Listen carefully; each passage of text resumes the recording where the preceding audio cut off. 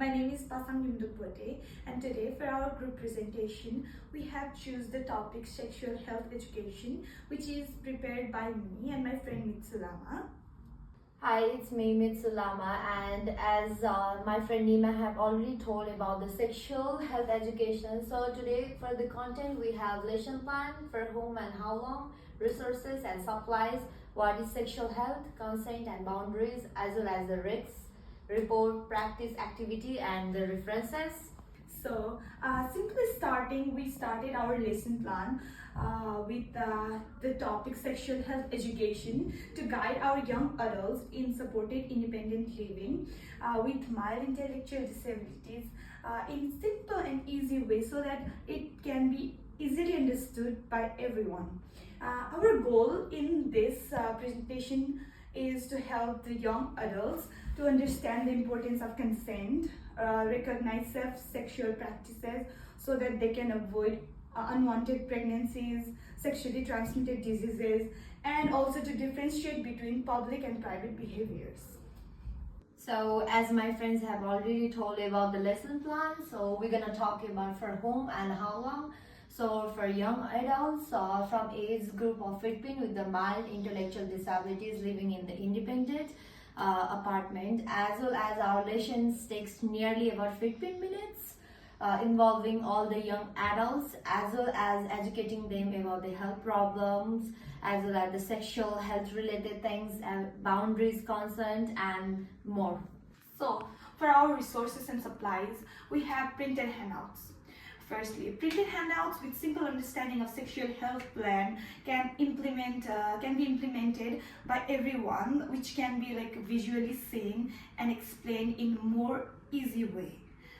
Secondly, we have scenario sheets, like providing different scenarios to test their knowledge and understanding about sexual health, consent, and so on. So we're gonna talk about the sexual health as it is a positive approach of our physical, emotional, mental and social well-being that is related to our sexuality, which is our gender, and it also need to be maintained in order to fulfill and protect our sexual right, as well as on the behalf of that it is also important for us because lack of knowledge in this about the sexual health can result in various unwanted pregnancies as well as sexual transmitted diseases that can be life-threatening. So talking about consent and boundaries. So what is consent? We all know that consent is simply a permission that you give to someone before doing anything personally to you, or vice versa, which means you asking consent before touching someone or anything physically.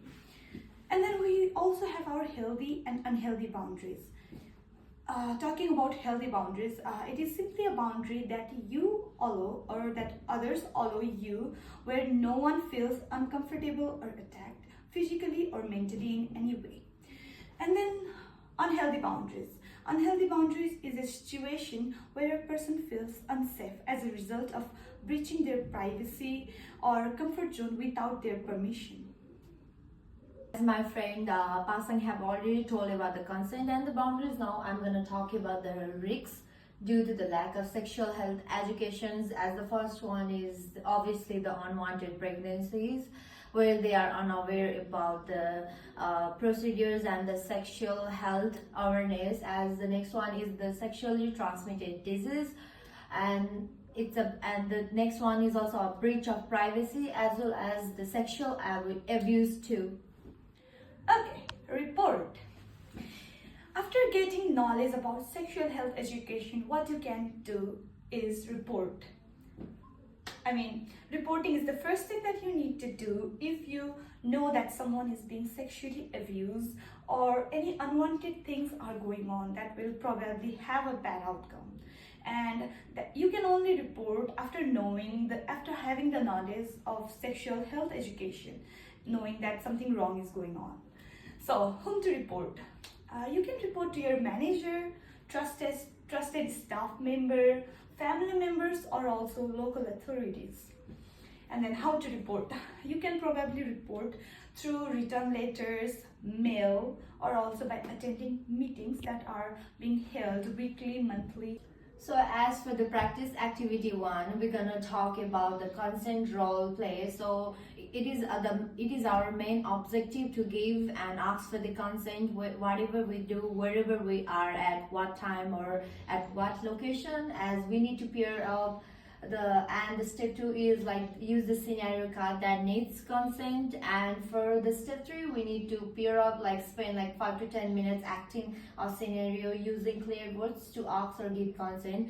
At last but not the least, but the step 4 is like switch roles, that everyone can get consent and ask consent. For example, whenever we gonna ask someone for a hug or to hold their hands or to go anywhere with them, we need to ask consent if the opposite individual is comfortable with, or yeah, as yes, if he or she gonna says yes, it means yes. If she or he gonna say no, then it is completely no.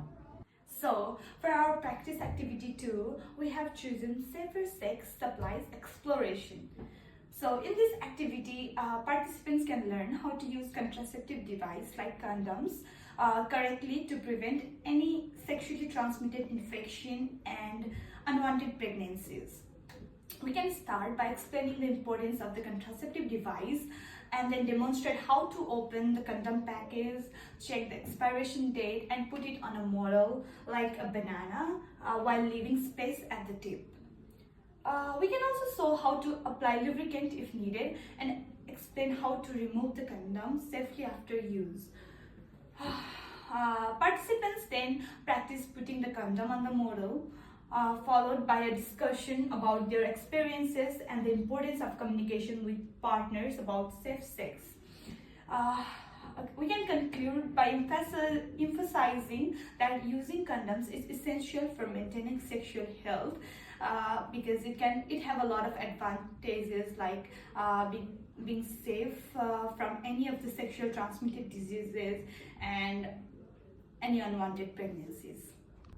Last but not the least, me and my friend Pasang have done some research, as we have put the references, like this one is from my side and this one is from my friend Pasang, and we hope that you're gonna find it useful and informative. Thank you.